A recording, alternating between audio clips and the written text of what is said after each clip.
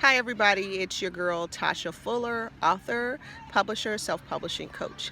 I am doing part 3 of the video for how to get started with self-publishing. The first 2 videos we're talking about everybody has a story to tell and somebody wants to buy it, and also what is your writing technique, how do you get settled, what do you need to do to get into the right place of writing. I'm coming to you guys from the beach, so if you hear some hollering and screaming in the background, it's just the kids playing. You got to be creative in the quarantine. So part 3 of the video is talking about review and revision. Once you've written your book, you want to go through a process of review and revision. You should be reviewing your book after you write it in its completion. When you first write it, you should just write. Just write. We said don't worry about editing, don't worry about grammatical errors. Just write your book, because you want to stay in the flow. As you write your book, whether you write longhand or you do it on the typewriter, or I hope you're not doing it on typewriter, y'all, but on the computer, take the time to go back and read it first. Be the first reader of your book. Read it first, because you're going to catch some things, and then read it like it says on the paper. A lot of times we read our stuff and we read what we think it should say versus what it actually says on the paper. So reading it out loud, reading it word by word, actually helps you to edit the book yourself in the first review process. Then you should go and you should find someone to help you review and revise your work. This is different from editing. An editor will take care of grammatical changes and things, sentence structure and things like that, helping you lay out the book, but it doesn't actually help you to write a better book. The review process is asking someone who's experienced in writing to review your work and help you line by line, paragraph by paragraph, page by page, review your book. And that is making sure that it's clear and that it's concise and it's succinct. So in a sense that, okay, am I saying what I wanted to say? And is it concise enough that it gets my message across? And does it make sense in the order that I've written it? Sometimes we have to reorder things, or when we're in the first review process on ourselves, we'd be like, oh, I left some words out.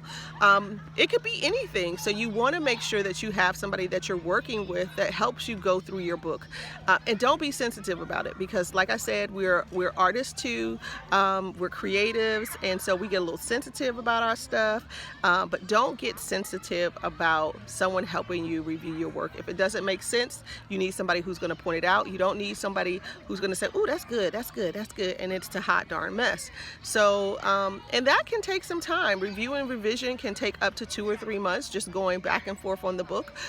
If you're an excellent writer, sometimes it doesn't take that long at all, but just take your time in that process of review. Now, once you review it, you have to revise it. You have to make the changes to your book that are necessary. You may need to add some things, you may need to take some things away, but it is so important that you go through that review and revision process, and then you have to do it again. Don't just do it once, do it twice, because I'm working with an author right now, and I'm like, I could have swore I changed this the first time I read it, and she may not have made the changes that are necessary, or maybe I didn't make the changes that I thought, and things are sticking out in the process. Also, one of the things that you will find in the review and the revision process is that once you've revised something, try not to add too much more unless your writing coach or your advisor has said, hey, you need to add this. I'm working with another author, and she's writing a short story, and we got the first page down and we agreed on that, but then when she sent me her revisions, it was different from what we had decided on. So then we have to go back and review that again, because there are some errors and it doesn't flow as well as what we discussed, and she's making it way too complicated. So you have to make sure that you don't overcomplicate it. You want to keep it simple and concise and as descriptive as possible. So the review and revision process is very important. It's something that you should not skip. Do not go to an editor before you do review and revision, because you're going to have to go back to an editor again once you finish making all your revisions.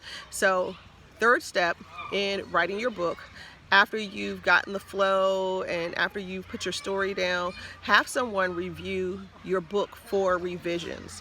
And that's about segmenting and all these different things that take place when you need to write a book. So this is your girl, Tasha Fuller, author, publisher, self-publishing coach.